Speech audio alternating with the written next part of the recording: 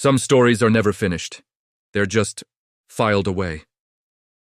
Welcome to Chronicles of the Obscure. Imagine standing on the salt-sprayed deck of a ship, staring at a shore you haven't seen in 3 years. For Governor John White, this wasn't imagination. It was August 1590, and the Carolina coast was a wall of green, hiding the fate of his family. His daughter, Eleanor. His granddaughter, Virginia Dare, the first English child born in the New World. He had left them here, at the Roanoke colony, with over 100 others, promising a swift return with supplies. War and privateers had turned his swift return into a 3-year ordeal. Now he was finally back. As his party rowed ashore, an unnerving quiet hung in the humid air. The settlement was there, but it was hollowed out. The small cottages had been carefully taken down, plank by plank. This wasn't the work of a raiding party. There was no ash, no shattered timbers, no signs of a struggle. Most chillingly, there were no graves. It was as if 117 people had simply been erased from the landscape. Then he saw it. Carved into a tall post of the dismantled fort, a single clear word, Croatoan. A surge of relief. This was the plan. It was the prearranged signal that if the colonists had to leave, this word would tell him where they'd gone. To Croatoan Island, home of their native allies, 50 miles to the south. And there was no Maltese cross carved nearby, the agreed-upon sign of distress. They had left willingly, and they were safe. But history is rarely so tidy. For 4 centuries, that's where the story stalled. The colonists went to Croatoan.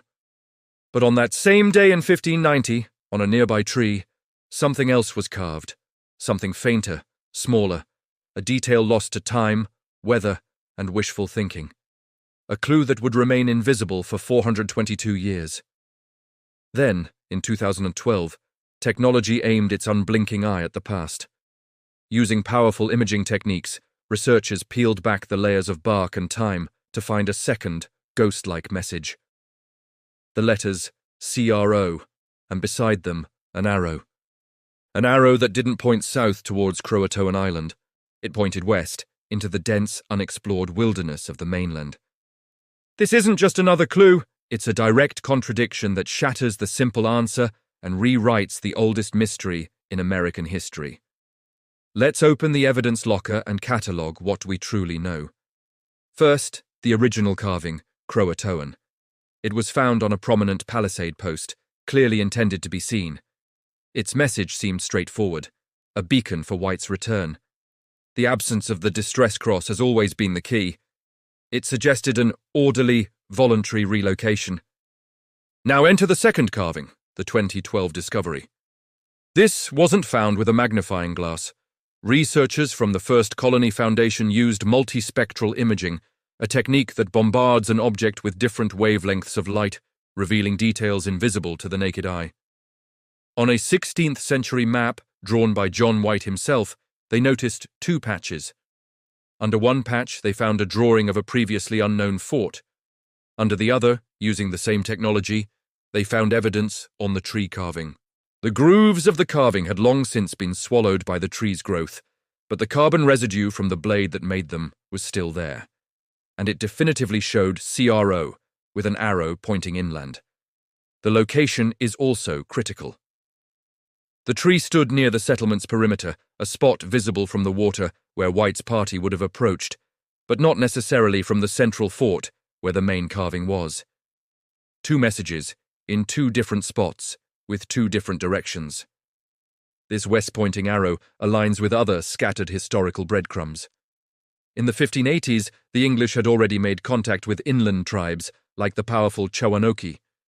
Early maps, including White's own, contained vague notations of so-called civilized Indians living west of Roanoke along the rivers. And then there are the artifacts.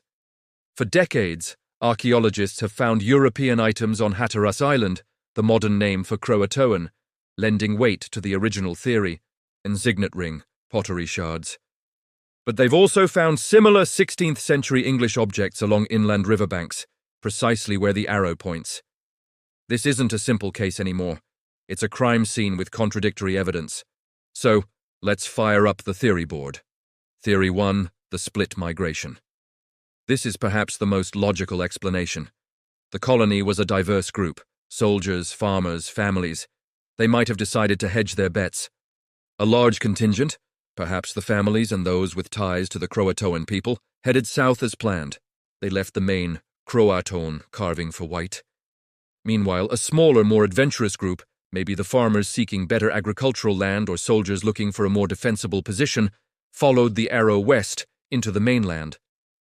The second carving was a secondary message, just for those who knew to look for it. Theory 2, the decoy. This is far more intriguing. What if Croatoan was a deliberate misdirection? The colonists knew the Spanish were a constant threat, and any English ship could be a Spanish ship in disguise. And Croatoan was the public message. A false trail left for any unwelcome visitors. The arrow, hidden away and fainter, was the real message, meant only for John White or a trusted ally, perhaps a native guide who would know where to look. It was a secret, pointing to their true sanctuary deep within the continent. Theory 3, a last-minute change of plan. Imagine the colonists are packed and ready to sail for Croatoan. Suddenly, a runner arrives, a warning. A hurricane is brewing, or there's been a conflict on the island. The plan changes instantly. There isn't time to alter the large, deeply carved message on the fort post. So someone quickly, hastily, etches a new instruction on the nearest tree, CRO, with an arrow showing the new direction. This explains the carving's fainter nature. It was done in a rush, a desperate correction to a now dangerous plan. Theory 4. The red herring. It's also possible the arrow has nothing to do with the colonists' final move. It could have been carved weeks or months earlier. Perhaps it was a hunting trail marker, or a symbol left by a native trading partner indicating a rendezvous point. In this scenario, its rediscovery in 2012 is a fascinating but ultimately misleading coincidence, an archaeological ghost that has sent us chasing shadows. Finally, Theory 5, the ambush hypothesis. This is the darkest theory. The colonists were forced to leave. An unknown hostile force, whether native or Spanish, made them dismantle their own homes to salvage the materials. They were coerced into carving Croatoan to ensure English rescuers would follow a false trail. The arrow, then, becomes a desperate, secret cry for help. A final, hidden act of defiance, pointing to the direction of their captors, a last gamble that a true friend might see it and understand the horrifying truth.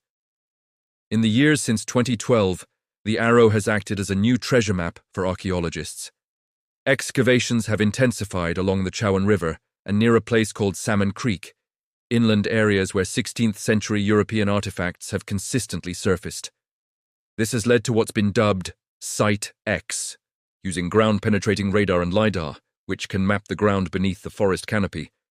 Researchers identified a potential survivors' camp. The pottery found there is not just English. It's the domestic earthenware of colonists, mixed with the pottery of local native tribes. It suggests not just contact, but cohabitation. People sharing meals, sharing lives. This aligns with the oral histories of local tribes like the Lumbee and Tuscarora, which have spoken for generations of light-eyed or English-speaking ancestors who came from the sea. While DNA studies have so far been inconclusive, the cultural memory persists. The arrow hasn't solved the mystery of Roanoke. It has fractured it, transforming a single question mark into a branching narrative of dozens of possible fates: survival, assimilation, or a tragedy we have yet to uncover. The legend of the lost colony endures not because it's unsolvable, but because it's so adaptable. Each generation finds new clues that mirror its own fears and hopes. The 2012 arrow forces us to ask, what if the story we've told for centuries is the wrong one? What if lost doesn't mean vanished, but deliberately hidden? Maybe the colonists didn't just disappear. Maybe faced with starvation and abandonment by their own country, they chose a different path. They chose to assimilate, to become part of the new world in a way they never intended, leaving behind two contradictory clues to ensure only those who truly understood their plight could ever follow. What do you believe the arrow means? A split journey, a clever decoy, or a desperate plea?